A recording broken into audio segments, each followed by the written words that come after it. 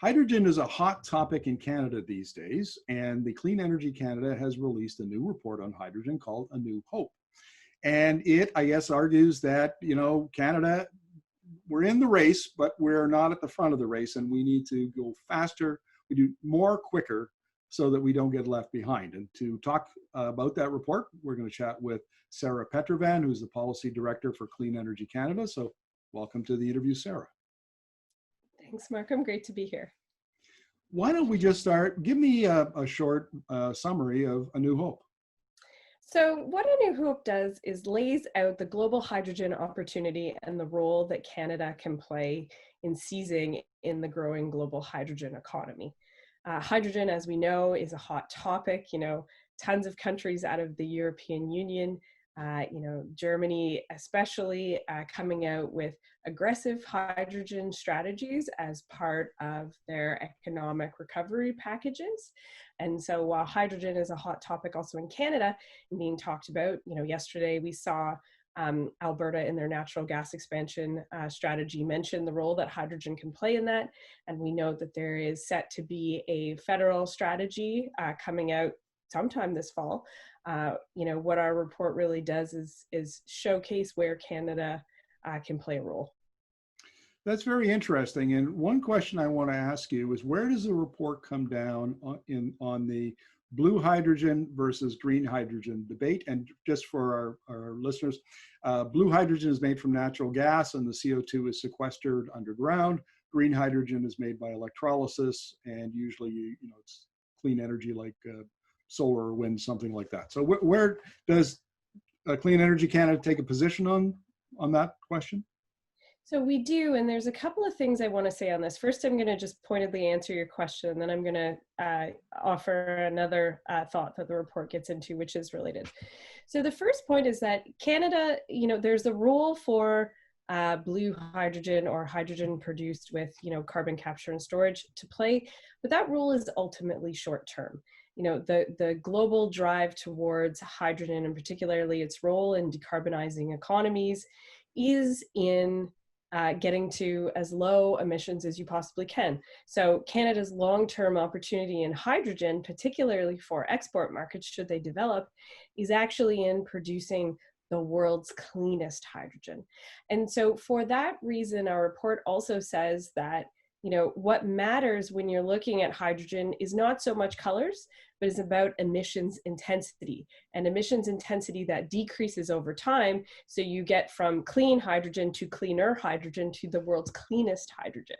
Because also we have to remember, Proton Technologies, which is an Alberta-based company, is running a pilot now in Saskatchewan to extract hydrogen while leaving fossil fuels in the ground.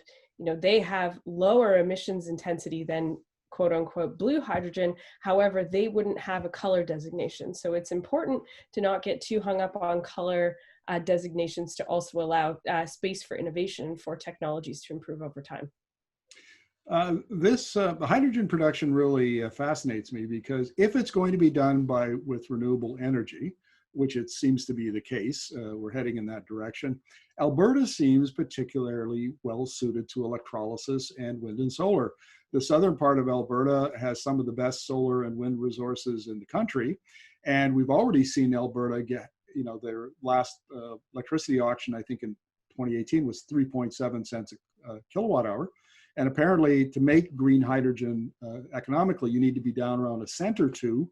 Alberta just seems to be ideally situated for that. Yeah, Alberta is ideally situated. And in fact, researchers out of Harvard said that Canada is probably one of the most uniquely situated countries to export hydrogen because of our abundance of clean energy, our abundance of fresh water, and of course having access to coasts. So certainly, as we see the cost of electrolyzers come down over time, which we will see, some estimates say that Germany will do for electrolyzers what they did for wind power in the early 2000s in terms of price drop.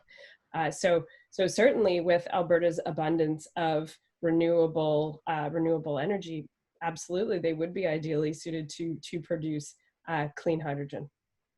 Any final thoughts on the report, Sarah? Anything that we should have talked about that we haven't? I don't think so. On the whole, like I would say, it's a good primer for anyone who wants a quick read on hydrogen, and particularly to understand what's going on in the rest of the world and how Canada compares. Maybe what I will say is at the end of the report, it offers some recommendations for what Canada should do, and certainly what we should all look for in the release of the federal government's hydrogen strategy, which is apparently supposed to come out sometime this fall. And so, I'll just summarize maybe those recommendations quickly. The first is that it's not only about supply, but about demand. Let's remember that export markets are talking, 20 plus years off. And so, if we have a plan to produce this hydrogen, we also should use the hydrogen. Hydrogen is uniquely suited to get at what Bloomberg New Energy Finance calls the toughest third of emissions. So heavy industry, transportation, aviation, marine, freight. And so Canada needs to create the regulatory environment to be able to use hydrogen, in addition to just producing it. The other thing we talk about is that obviously hydrogen strategy needs to be adequately funded. We mirror the recommendations from the Task Force for Resilient Recovery, calling for $1 billion of investment. And then also, we recommend the development of regional expertise to help capitalize on those supply demand needs. So there's a pilot project going on in Alberta right now that uses hydrogen for freight. And so, maybe it makes sense to develop a regional node around that. Whereas in, Ontario and Quebec, it might make more sense to work on some of the technology advances for heavy industry like steel and cement.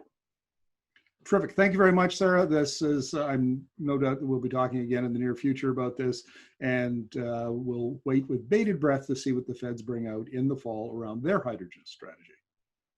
Thanks for having me.